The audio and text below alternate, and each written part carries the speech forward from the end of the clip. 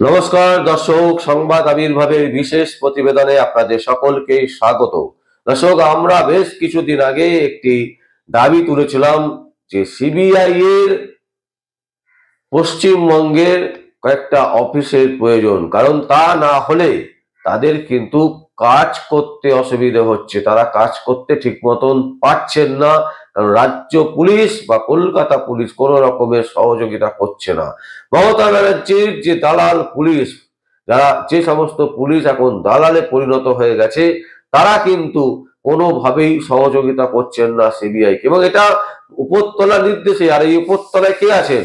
মাননীয় মুখ্যমন্ত্রী মমতা ব্যানার্জি, অভিষেক ব্যানার্জি, এনাদের নেতৃত্বে কিন্তু, এনাদের ইনস্ট্রাকশনেই কিন্তু সিবিআই ইডি কে সহযোগিতা যে করার, সেই সহযোগিতা কিন্তু করছে না, এবং যে কারণে সিবিআই এর কয়েকটা অফিস পশ্চিমবঙ্গে দরকার, এই কথাটা কিন্তু আমরা বলেছিলাম। আর এই সংক্রান্ত ব্যাপারেই কিন্তু গতকাল কলকাতা হাইকোর্টের বিচারপতি অভিজিৎ গাঙ্গুলি তিনিও কিন্তু দাবি করলেন যে হ্যাঁ, এই রাজ্যে 3-4টে সিবিআই এর থানা প্রয়োজন আছে।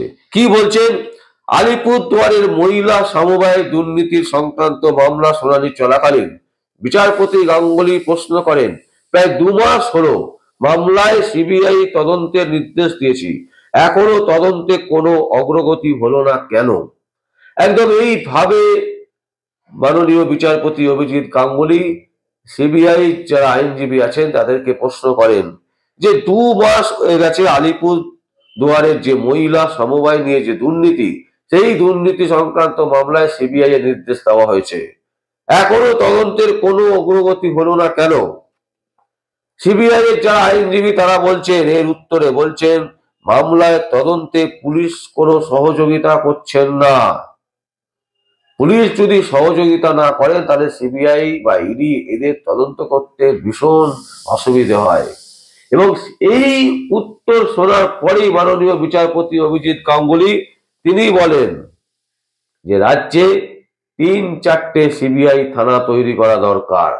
দর্শক, হ্যাঁ, কারণ সিবিআই থানা যদি তৈরি করা যায় তাহলে কিন্তু এই যে বড় বড় যে দুর্নীতি হয়েছে, এই দুর্নীতির ক্ষেত্রে যাদেরকে জিজ্ঞাসাবাদ করা বা যা যা তদন্তের যে রিপোর্ট পাওয়া বা বিভিন্ন রকমের যে সূত্র থেকে যে তদন্তের করার যে অগ্রগতি, সেইগুলো কিন্তু করা সম্ভব যদি পশ্চিমবঙ্গে 3-4টে সিবিআই থানা তৈরি হয়। কারণ থানা হলে চট করে তাদেরকে ডেকে জিজ্ঞাসাবাদ করা যায়। সেই ক্ষেত্রে কিন্তু সিবিআই অফিসারদের কিন্তু একটা বড় অসুবিধা হচ্ছে, কারণ একটা জায়গা থেকে বিভিন্ন জায়গায় গিয়ে সেখানে কাজ করে আবার তাদেরকে ফিরে আসতে হয় সেই দপ্তরে। এই যে অসুবিধে, এই অসুবিধের কিন্তু একদম পরিষ্কার, এবং সেই অসুবিধাটাকেই রীতিমতো শাসক বুঝতে পারছেন, এবং বুঝতে পেরে যে কারণে একদম পরিষ্কার ইনস্ট্রাকশন দেওয়া সিবিআই ইডিকে, রাজ্য পুলিশকে পশ্চিমবঙ্গ সরকার পরিষ্কার ইনস্ট্রাকশন দিয়ে রেখেছেন যে কোনো রকম সহযোগিতা আপনারা করবেন না।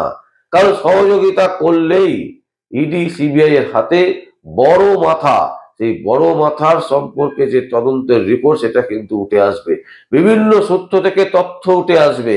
সেইগুলো যাতে না উঠে আসে, সেইগুলো যাতে বেশি দেরি হয়, ডিলে হয়, সেই চেষ্টা করে যাচ্ছেন রাজ্য সরকার।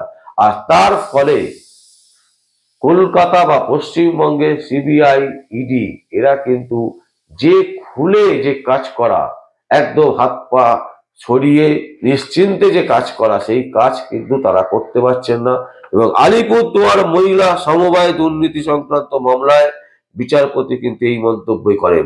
সম্প্রতি অভিজিৎ গাঙ্গুলির এজলাস বয়কট করেছিল কলকাতা হাইকোর্টের আইনজীবীরা। পরে তিনি নিজে থেকে আইনজীবীদের কাছে গিয়ে তাদেরকে বলেন যে যা ভুল বোঝাবুঝি হয়েছে, আপনারা আসুন, আমার এজলাস কেন বয়কট করছেন, আসুন, আমার কাছে এখনো অনেক বড় বড় তদন্ত, বড় বড় মামলা ঝুলে আছে, সেগুলো করতে হবে। যা ভুল বোঝাবুঝি হয়েছে সেগুলোকে আপনারা বাদ দিয়ে দিন, আসুন আমরা আবার একসাথে কাজ করি, কারণ একসাথেই কাজ করতে হবে। এবং কলকাতা হাইকোর্টের আইনজীবীরা যারা আছেন, বার অ্যাসোসিয়েশন, শাসক শ্রেণীর বা সমস্ত মিলিয়ে যে বার অ্যাসোসিয়েশন, সেই অ্যাসোসিয়েশন কিন্তু অভিজিৎ গাঙ্গুলি, বিচারপতি অভিজিৎ গাঙ্গুলির কোর্ট বয়কট করেছিলেন একটি বিশেষ কারণে।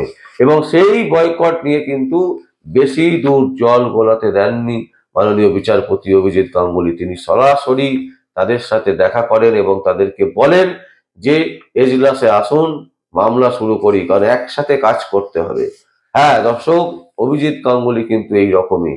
তিনি কিন্তু সাধারণ মানুষের কথা ভেবে তিনি কিন্তু পারতেন যে এজলাস বয়কট করছেন, আমি আমার মতন আসবো, চলে যাব, আমার মাসের স্যালারি আমি পেয়ে যাব।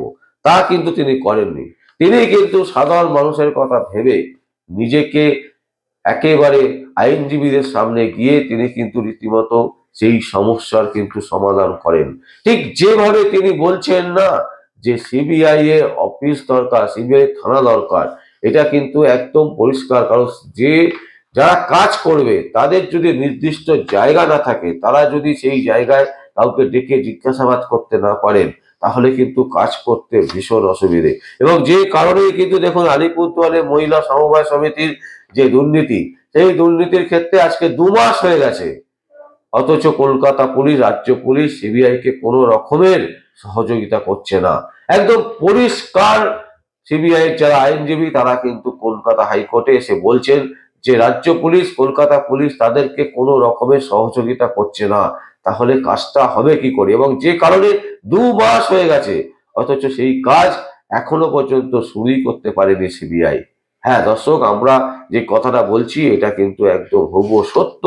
কারণ এই জন্যই কিন্তু বাংলার যে দুর্নীতি হয়েছে, বিভিন্ন ক্ষেত্রে যে দুর্নীতি হয়েছে, সেই দুর্নীতি কিন্তু অগ্রগতি সেভাবে হচ্ছে না। তার কারণ কিন্তু এইটা একটা বড় কারণ যে সিবিআই এর কোনো নিজস্ব কোনো দপ্তর নেই। একটা দপ্তরই শুধু থাকবে, সেখানে নিজাম প্যালেস থেকে অপারেট করবে, এটা সম্ভব নয়। কয়েকটা যদি থানা সিবিআই নিজস্ব থাকে, যেখানে তারা ডাকবে, জিজ্ঞাসাবাদ করতে পারবে, তারা সেখানে রেস্ট নিতে পারবে, তারা সেখান থেকে পরিকল্পনা করতে পারবে, সেই ধরনের অফিস তাদের দরকার, সেই ধরনের থানা তাদের দরকার। কিন্তু সেটা নেই বলে তারা কিন্তু নানান কাজে, নানান যে দুর্নীতি হয়েছে রাজ্যে, সেই দুর্নীতির কাজের যে অগ্রগতি, সেই অগ্রগতিতে কিন্তু বাধা সৃষ্টি হচ্ছে তাদের নিজস্ব অফিস নেই বলে। এবং এই কারণেই কিন্তু মাননীয় বিচারপতি অভিজিৎ গাঙ্গুলি তিনিও দাবি করছেন যে 3 থেকে 4টে রীতিমতো সিবিআই এর নিজস্ব থানা প্রয়োজন, যে থানাতে তারা নানান কাজ করতে পারবেন। দর্শক, এই হচ্ছে কলকাতা হাইকোর্টের সব থেকে বড় খবর, যেটা গতকাল ঘটেছে, এবং সেই সংবাদ আপনাদের সামনে তুলে ধরলাম। আপনাদের যদি কোনো বক্তব্য থাকে আপনারা অবশ্যই আমাদের কমেন্ট বক্সে কমেন্ট করবেন। আর দেখতে থাকুন পরবর্তী সংবাদ, সংবাদ আবির্ভাবে। আমার নাম বিশ্বজিৎ পাল, সংবাদ আবির্ভাবের জন্য।